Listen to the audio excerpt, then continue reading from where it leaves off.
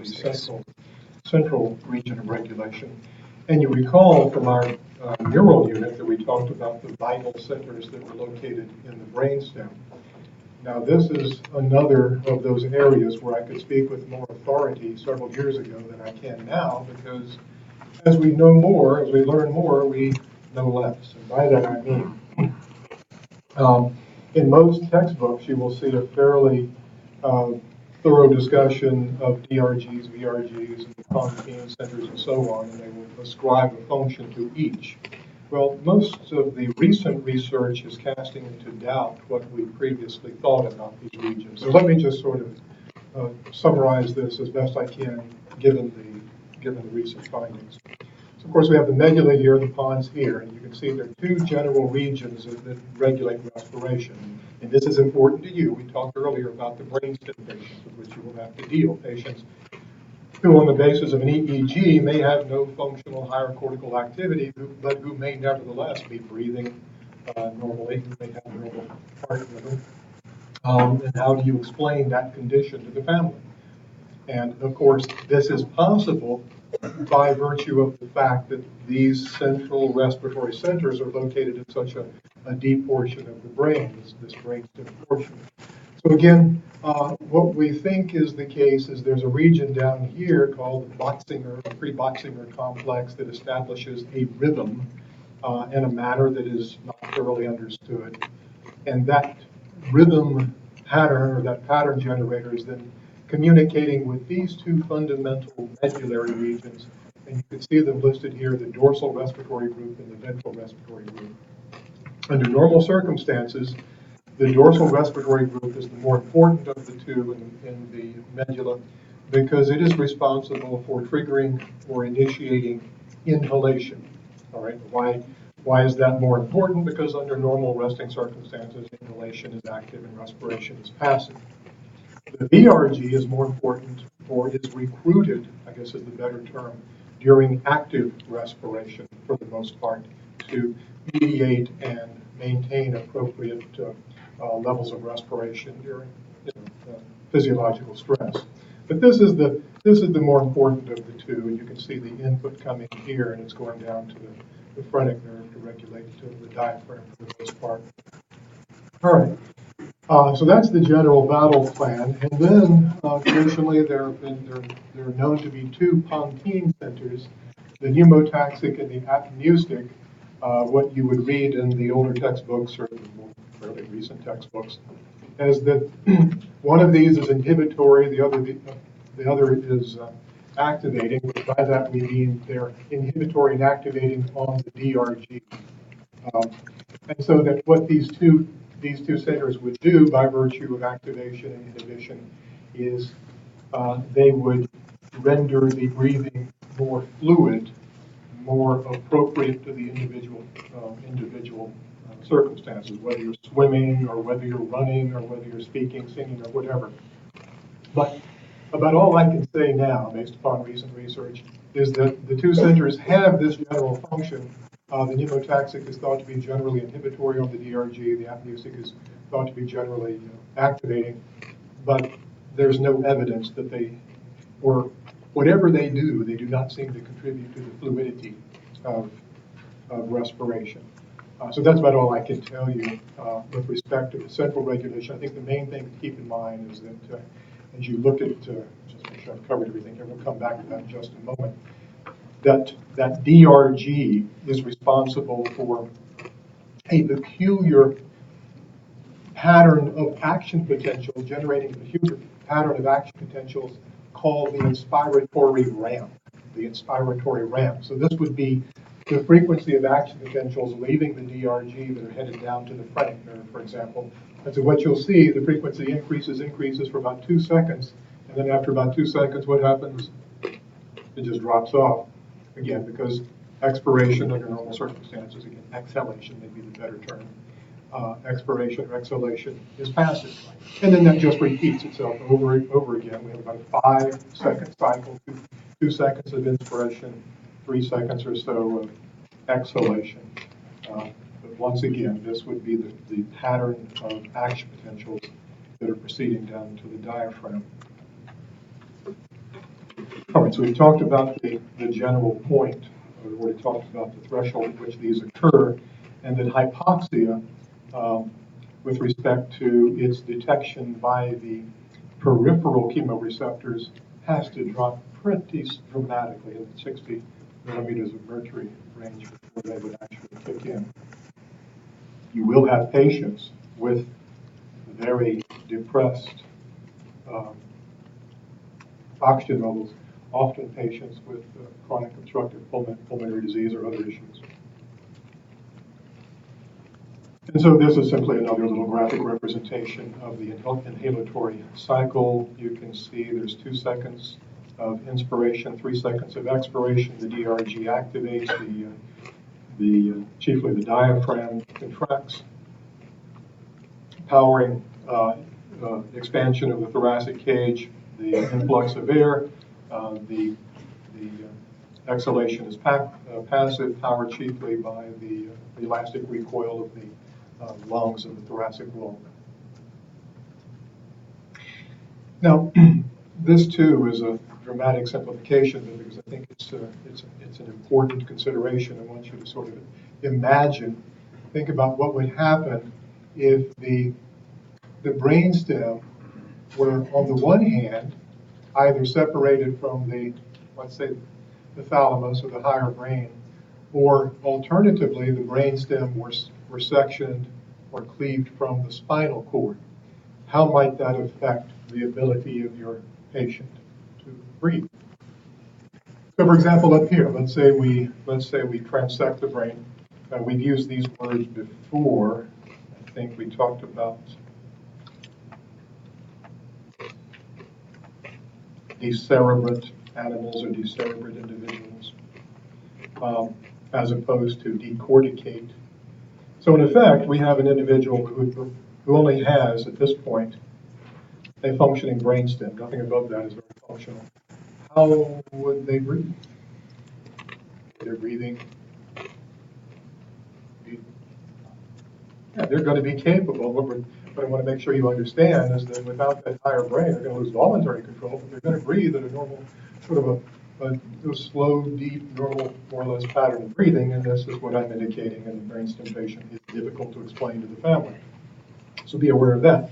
By contrast, if we cut down here, let's say we cut to somewhere down here, what would be the consequence? Would that work? What would the breathing pattern be there? If we transect the brainstem from the cord, what are we cutting? Yeah, so that's not going to work. We're cutting the wires to the diaphragm, so they would not be able to respire at that point. Is that clear? I just want to make sure you see the difference between here and here. And then later on in the clinical training, you're going to learn all about Kussmail breathing, spiral breathing, all sorts of breathing patterns that accompany a variety of disease processes. And oftentimes you can infer the condition and longevity of a brainstem patient based upon changes in heart rate and breathing rate. This is a bit of a simplification too, but I think this is more of a physiological than clinical schematization, but I think it's useful to keep in mind. We're talking about several types of hypoxia. For example, at the very outset, let's talk about several terms: hypoxia, hypoxemia, and anemia. Hypoxia, hypoxemia, and anemia. What's the difference in those 3 terms? Tissue. So hypoxia is what? Hypoxia is the lungs, anemia is in the blood. It can be, but in just very general terms, if you're explaining what hypoxia means to a 5th grader, we're just saying that it's what? Low oxygen. Yeah, just low oxygen, generally somewhere, somehow. And so we're going to talk about several types of hypoxia. So what information are we adding to the concept by hypoxemia? What's causing it? Well, you're right, or at least a partial cause or a partial location. The emia would imply, right. So we have insufficient oxygen in the blood. Are all forms of hypoxemia anemias? What do we mean by anemia? Low hemoglobin. Could be, but not always. It just means that by anemia, you could have, in general, what we're suggesting there is an impaired or deficiency of the ability of the blood to carry oxygen. And it could be because of red blood cells. It could be because of thalassemia. It could be a problem. The red blood cells could be fine. The hemoglobin may have a problem. The hemoglobin may be fine. The red blood cells may be an issue. So by keeping that in mind, let's just sort of work through these traditional classes of hypoxia. Hypoxic hypoxia, just use the example of the Simpsons down here. The Homer throttling Bert. The idea that the airway is obstructed. Now, there are other ways that this could occur, but hypoxic hypoxia, as George suggests, generally implies insufficient partial pressure of oxygen, insufficient ability of the oxygen to get into the lungs, or perhaps even some problem with the lungs themselves. Anemic hypoxia, and these two are sometimes confused, so be sure that you can differentiate these as well. In anemic hypoxia, we indicated that there's a problem with the ability of the blood to bind and carry or to transport oxygen. In ischemic hypoxia, the carrying capacity is fine. There are plenty of red blood cells. The hematocrit is fine. The hemoglobin concentration is fine. There may be adequate levels of EPO. But the circulatory system is not able to deliver that oxygenated blood to the tissues. And then finally, at the very end of the system, you may have functional lungs, you may have a functional cardiovascular system, but there may be some toxin, for example, present that will prevent the cells from utilizing that oxygen. Yeah. Would CO poisoning be a doctor, or would it be? I think if the CO2 came at the expense of O2, that's a good question. If the CO2 came at the expense of O2, I would almost think that would be more of an anemic issue. If there were something if as a consequence of some biological or chemical toxin, the cells were not able to evolve or to get rid of the CO2 and acquire the O2, then that may be a distal process. It may be, in fact, something like histotoxic. I think it would depend upon the circumstances. Just saw this a few years ago. I don't know if you ever saw this. This fellow, he was 56. It says 3 months age. I don't think he was 3 months old. But I think 3 months ago, he underwent a double lung transplant, and now he's participating in a 10K run. You could fill me with 7 or 8 lungs, and I wouldn't be able to do that. So that's quite remarkable. Can't imagine. All right, any questions about the pulmonary unit? I think that's all that I wanted to say.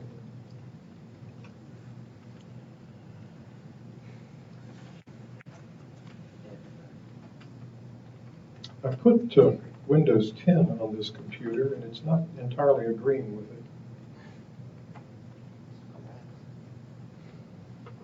Go back. I will not be brainwashed. I see zombies out there with your Macs. Let me try. This is awful, though, isn't it? It's a perfect advertisement for Mac.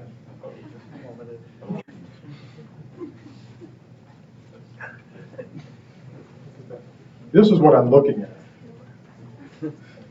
That's supposed to be a PowerPoint presentation.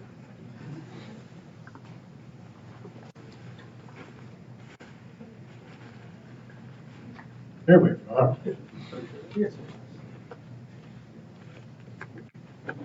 No, I go off into a tirade about Max, but I'll hold back. All right, so let's turn our attention to the GI tract. We've begun discussing this in the anatomy, and so for that reason, we don't have to get into a lot of the anatomical components of this.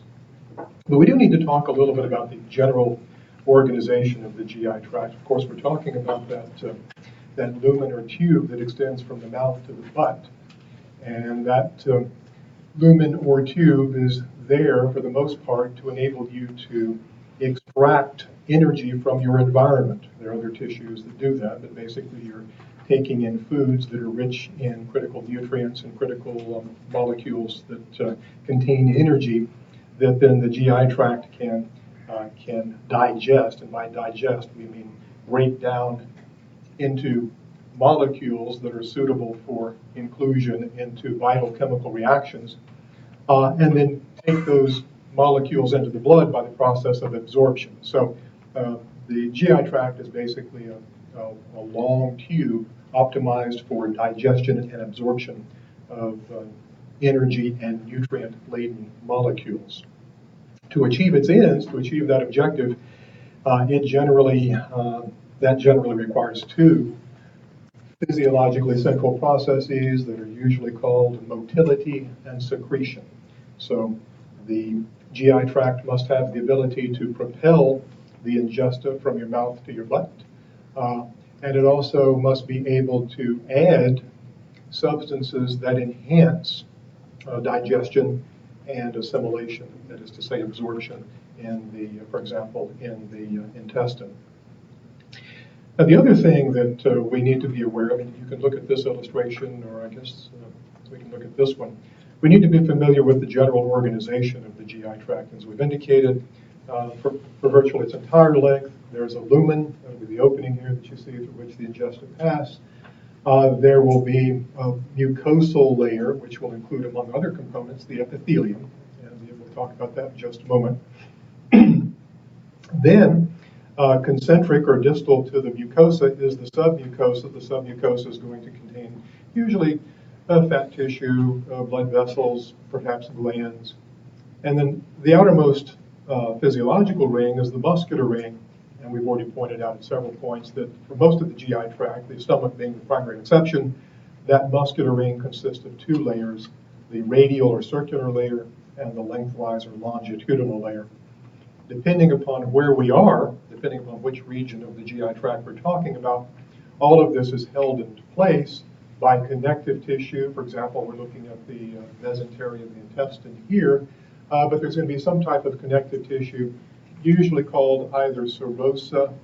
Serosa would be true, for example, of the intestines, or adventitia. Adventitia is the connective tissue which would hold the GI tract in place, either in the thoracic cavity or in the abdominopelvic cavity. If you look at the little figure here, we're looking at something called mass balance, conservation of mass, looking at the input and the output of the GI tract. And what's fascinating here, if you'll notice, of the 9 liters total input into the lumen of the GI tract, notice at the bottom there, 9 liters approximately. You'll see different numbers. We'll go with that one. How much of that is exogenous? How much of that arises from outside the body? About 2 liters. Where does all the rest of it come from? These are all endogenous secretions. About 1.5 liters of saliva, about 2 liters of gastric juice, about 3 liters of pancreatic and intestinal juice. So quite remarkable. And then what happens to all of that stuff that gets, all of that goo and mucus and stuff that gets secreted into the lumen of the GI tract? Recycle. Well, most of it gets reabsorbed, rapidly absorbed. 7.5 liters in the small intestine, the large intestine, they meant to say large there instead of the German word Lager, large intestine, and then only a small portion is actually going to be excreted. Very, very tiny fraction. And those endogenous secretions, I think we've talked about these a little bit, are going to include enzymes, a variety of digestive enzymes that originate, for the most part, in the pancreas and in the intestine. We'll talk about a little bit about the distinction between those two classes of enzymes. A lot of mucus. When in doubt, just think mucus, because there's mucus coming out from every conceivable orifice, the GI tract, and of course it acts as a lubricating component, also acts as protective agent. Just a host of ions. We can talk about these a little later, both here and in the kidneys. These ions are present in the GI tract. There are pumps, transporters, exchangers, moving ions in both directions across the membrane. And then depending upon the region of the GI tract, there will also be a release of acid and water at virtually every point.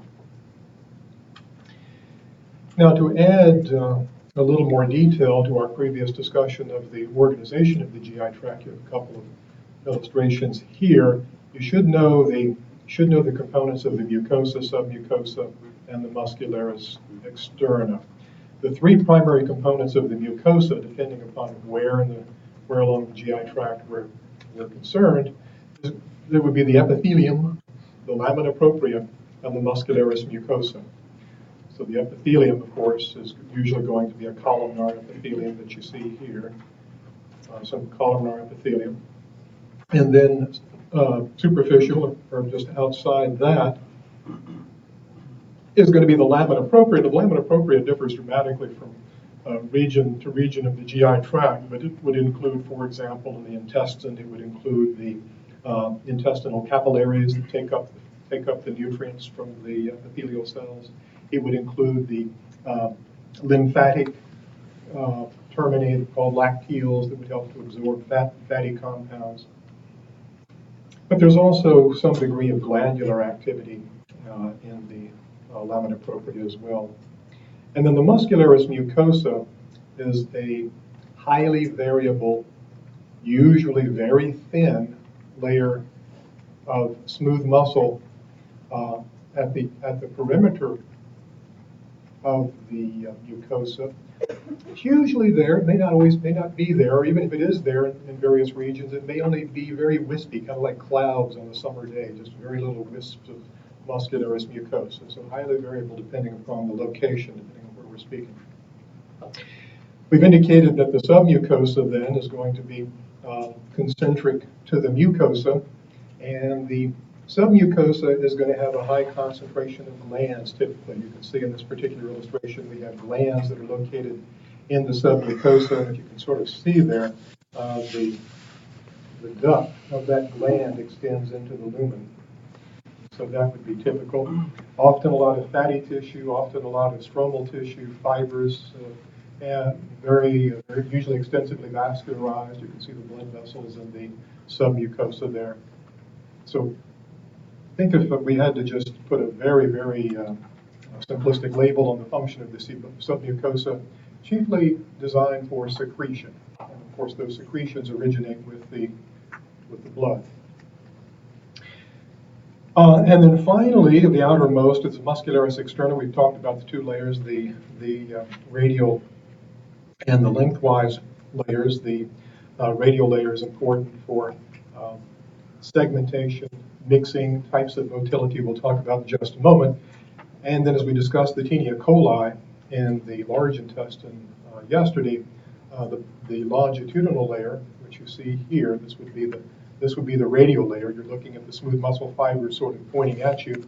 I'm sorry, the radial layer is sort of going around the perimeter of the lumen, and then the longitudinal fibers are coming parallel to the lumen. These are important for flexing the GI tract along its axis.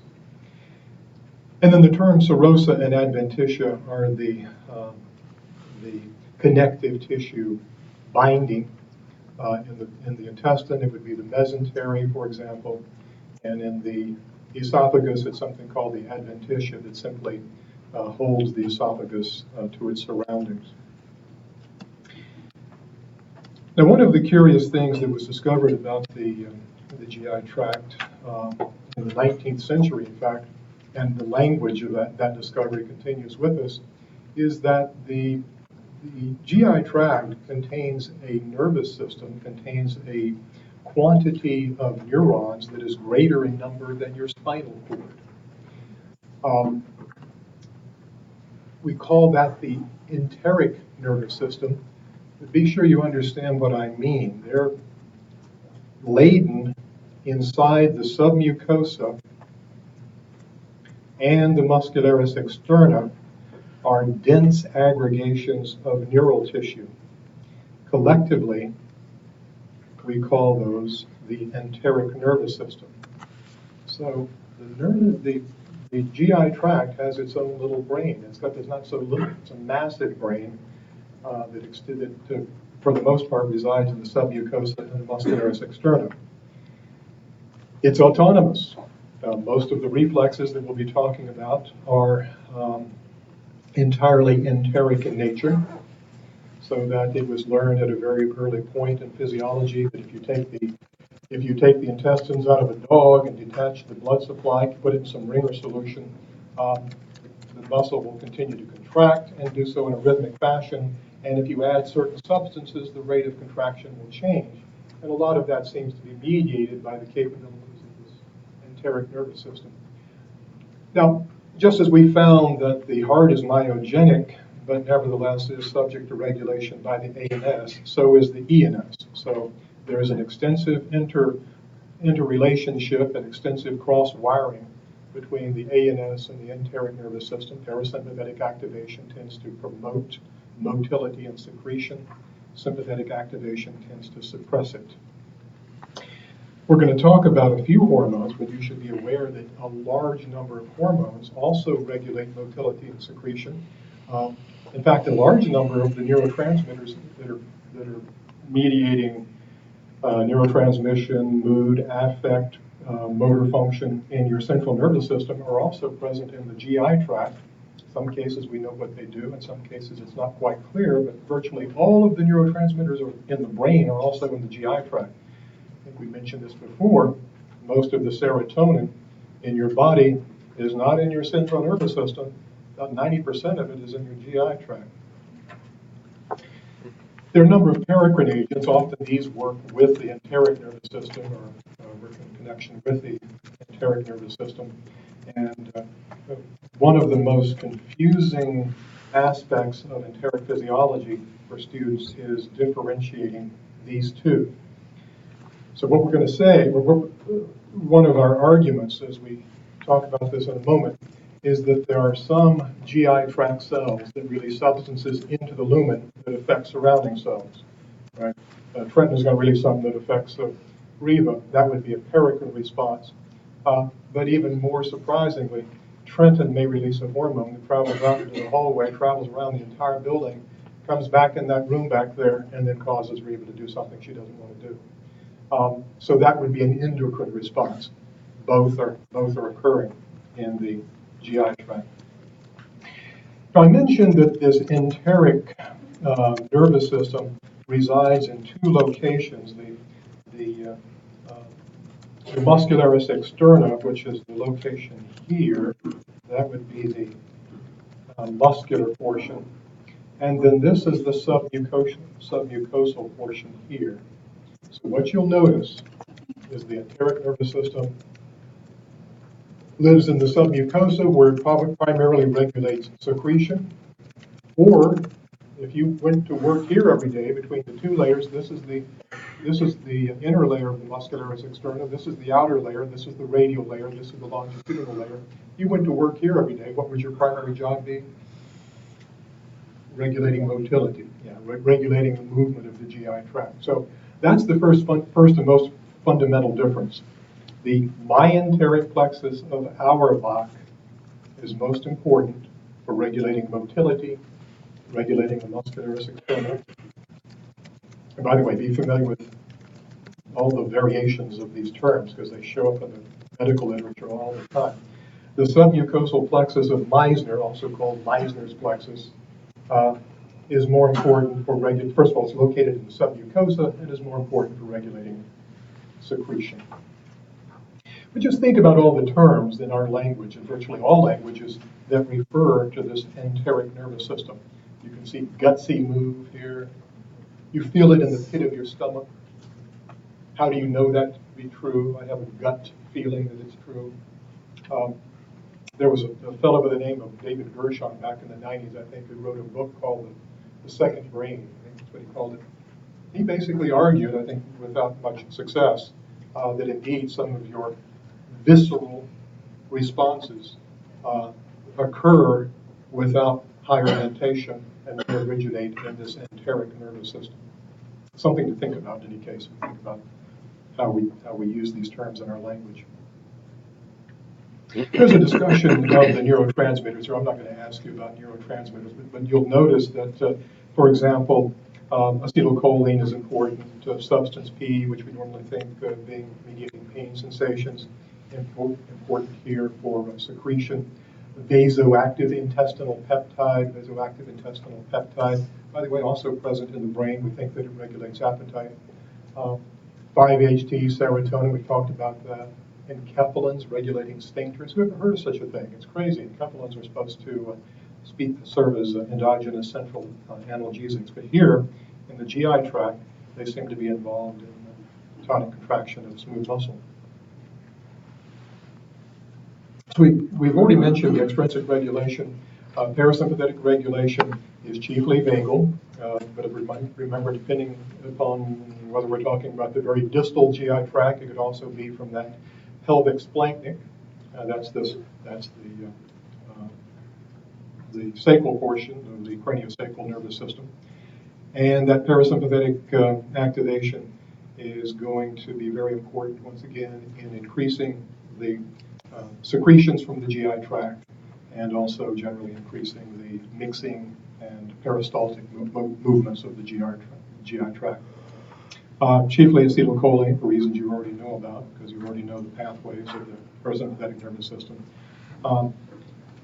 This one is a little bit different. Now, the name has changed. The GRP stands for gastrin-releasing peptide, but they change the name about every 5 years. But we'll just call it gastrin-releasing peptide and talk about it a little later. It's important in regulating acid secretion.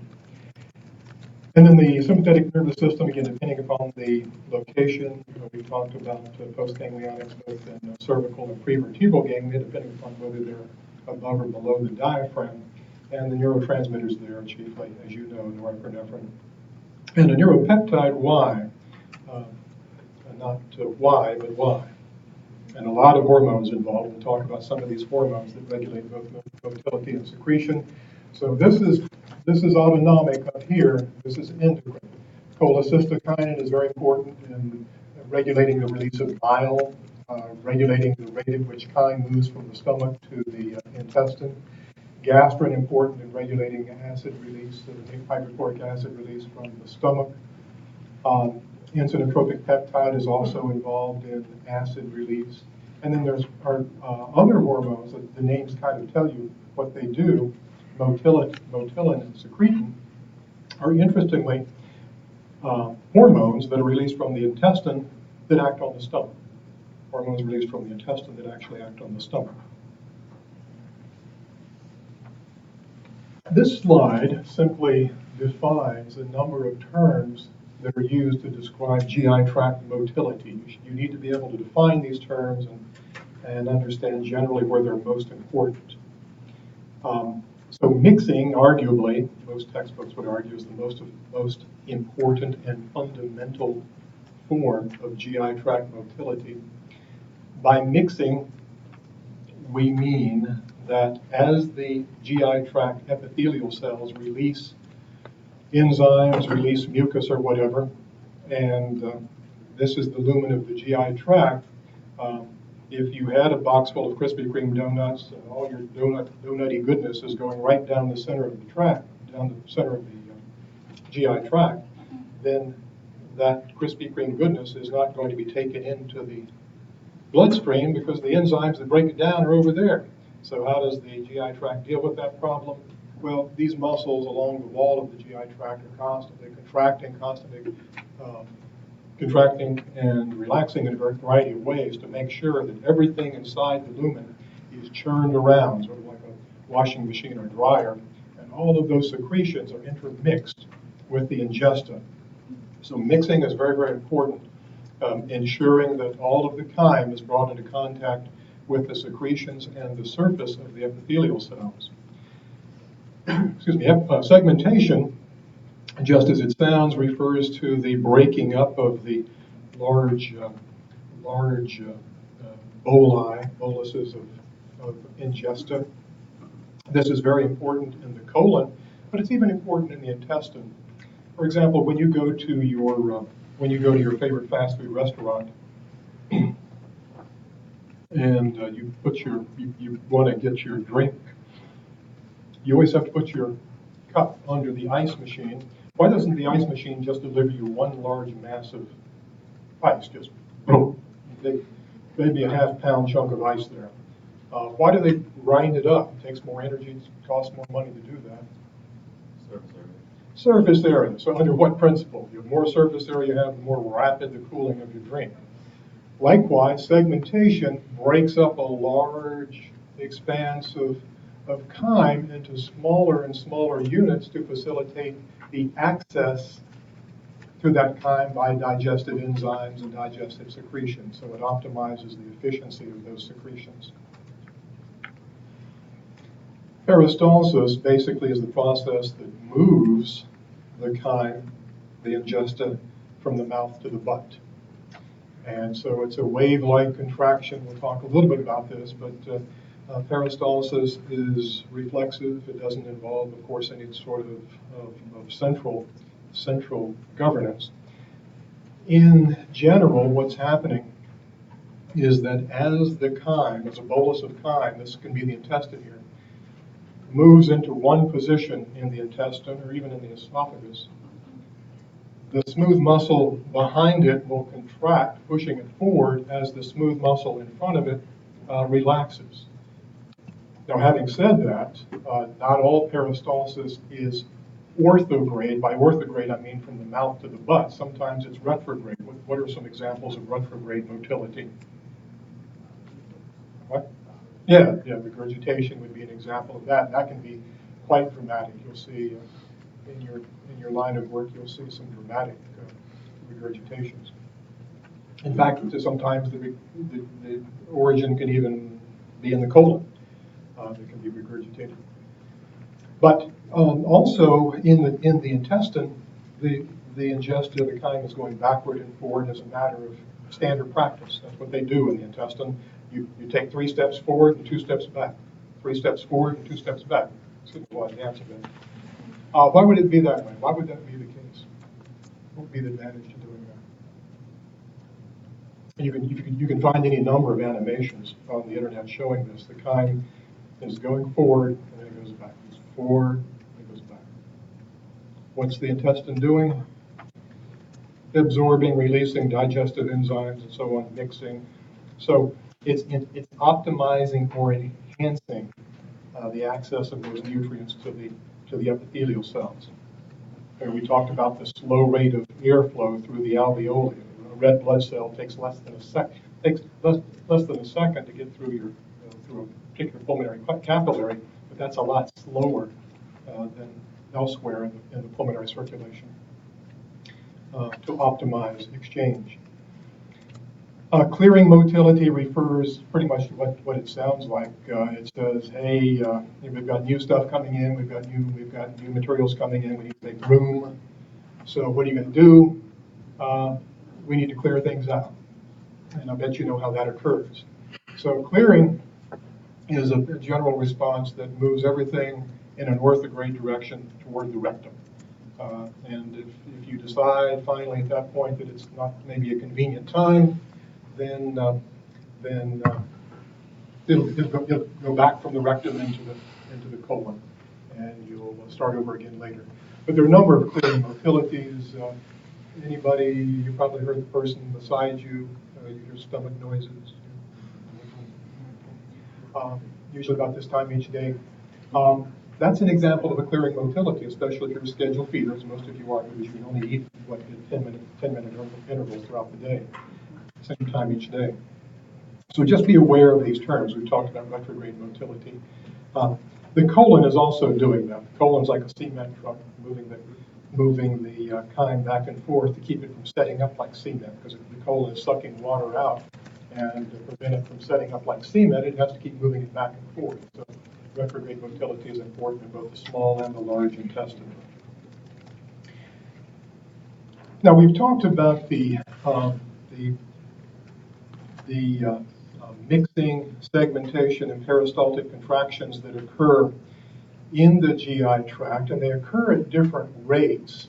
And notice the unit of time here. We're generally talking about peristalsis here. In the stomach, it's not 3 per second. It's not 3 peristaltic contractions per second. It's 3 per minute. There's a long rolling wave, usually from the body of the stomach down to the antral stomach, about 3 times per minute. And the whole purpose of that is to move the ingesta down to the gastroduodenal junction, where it can be delivered at a very slow and deliberate pace into the intestine. By contrast, the duodenum is undergoing about 12 contractions per minute, primarily because this is where all the stuff is pouring into the intestine, all the pancreatic juices, the brush border enzymes, and all of that. So you need much more robust agitation going on there. We talked about the importance of autonomic innervation. Sympathetic innervation tends to diminish, especially the amplitude of contractions. Parasympathetic tends to increase the amplitude. And the point I'm making here is it's more so the amplitude than the frequency. The frequency doesn't change very much except by the enteric regulation, which if we have time, we'll talk about the cells of Cajal and so on. Dr. King? Yep. So what is the retrograde motility again? So retrograde motility consists of any number of things. As a PA, you're going to encounter it, as Bob suggested, as regurgitation. It's not going in a orthograde direction from the mouth to the butt. It's going in the opposite direction, retrograde, from, as I say, the stomach to the mouth, whatever. That would be a classic example. Oh, okay. So what I'm also saying is that even in the intestines and the colon, the chyme is going forward and then it's being pushed back. It's going forward and pushed back.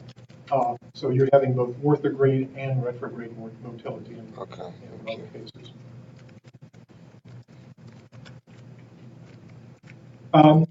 We won't talk too much about the initial processes. We're looking at deglutition here, which occurs in the process of swallowing. But the mouth is doing a number of things important for reduction of the ingesta.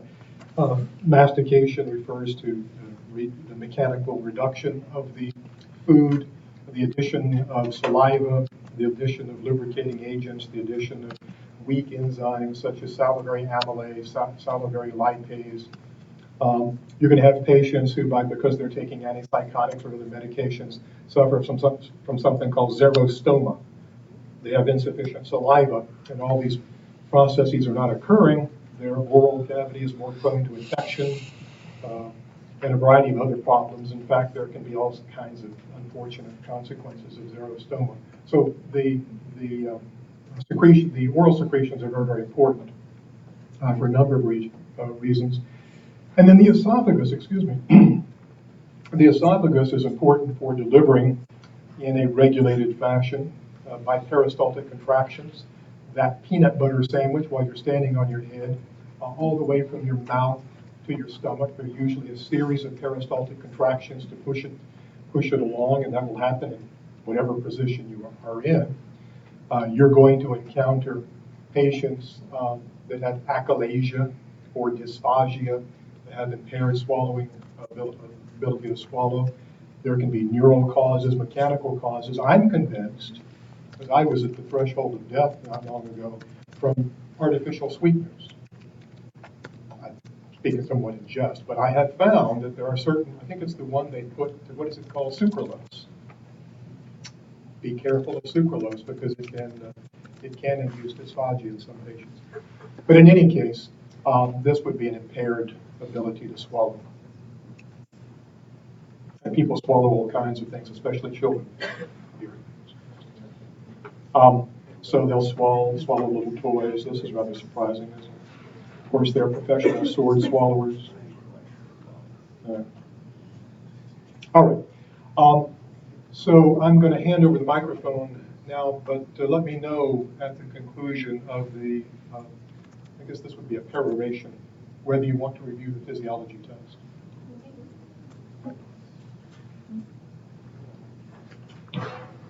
We